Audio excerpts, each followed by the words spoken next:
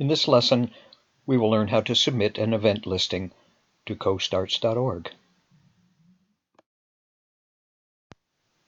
You have learned in a previous lesson how to log on and have seen the menu of choices there. If you choose Submit an Event from that menu, a form will appear which, if filled in and submitted, will immediately create an event listing.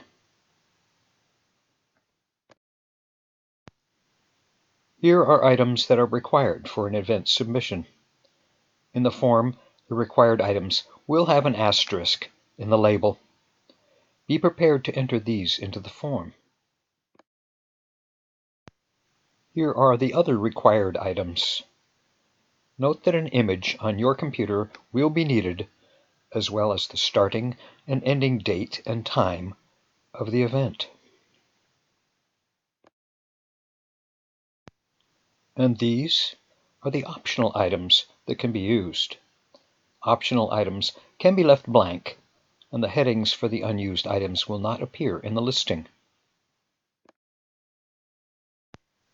Best practice for preparing for a submission is to use a word processing document to enter and save as text the needed text and other information for the submission, just in case you need to resubmit at a later time. Most commonly, the Microsoft Word program or Notepad program is used for this. The text can be copied from the document into the form, or optionally you can just type it directly into the form. Be sure to save the Word document as a text file to remove special formatting before copying the text. Copying can be done with the shortcut keys of Control-C and pasting with Control-V. Apple users use the Command key instead.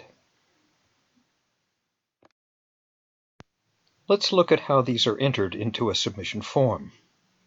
Your identity, as the submitter, is required to be entered in the first box of the submission form. The submitter's account email is also required in the second text box, and the event name or title is required to be entered in the third. You will enter the required synopsis or short description of the event that will only be seen in the event search result list of the events page. This should be only one sentence or two and should encourage the site visitor to see the event's detail page.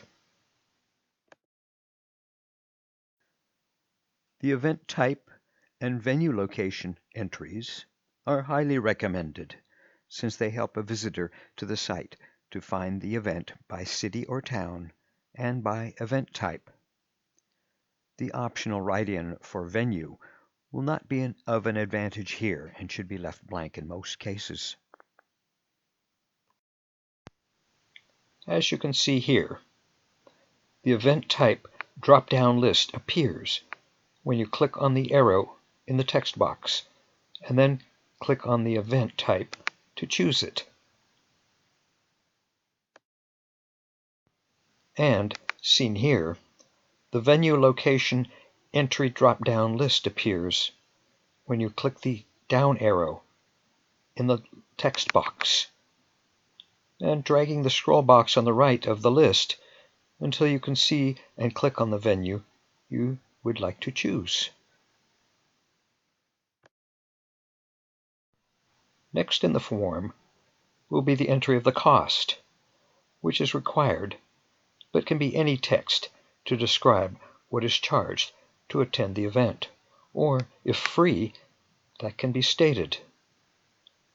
Below that will be the event link URL, an optional website address for the event that must have the prefix http://. If no entry is to be made, make sure and delete the provided prefix. Note that an image file is required. You should find an appropriate image on your computer to represent the event. There are two important issues with images here, as was noted in a previous lesson. The image should be a portrait-oriented image, and the image file size must be less than 2 megabytes. When you click the Browse or Choose File button, an Open File dialog box opens, allowing you to navigate to the image file on your computer that you wish to use for the listing.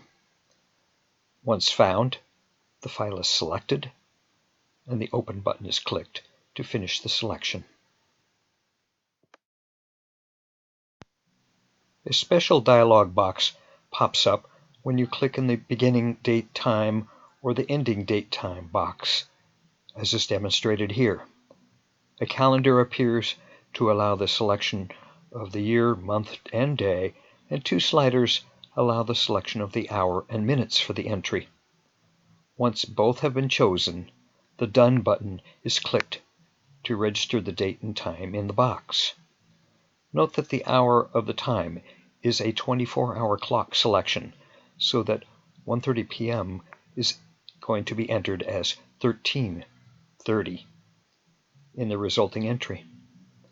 Also, the ending date and time must be after the beginning date and time, of course. The next input area on the event submission form is used to enter the required full or detailed description that will be in the event listing. This entry can be several paragraphs in length.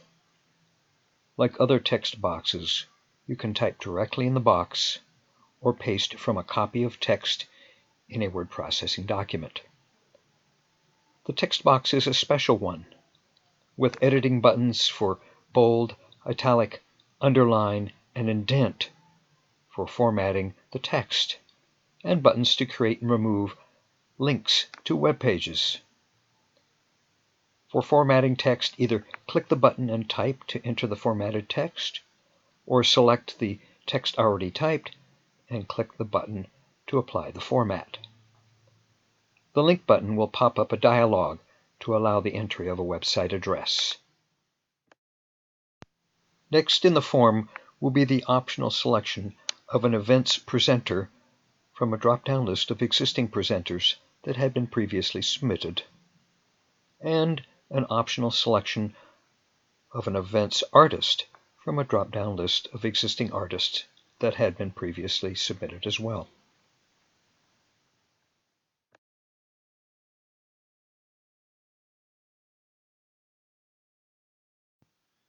If the artist for the event is not in our list already, you can optionally enter the artist's name as a write-in entry. The optional sponsor is also written in if needed. Your last step will be to click the Submit button. Since you will not be editing the information after it's submitted, you should make sure all is correct before submitting. If you have not entered one or more required items, the form will not submit and will highlight the missing entries in red with messages of what is mandatory. Simply enter the missing information and click the Submit button again to correct this problem.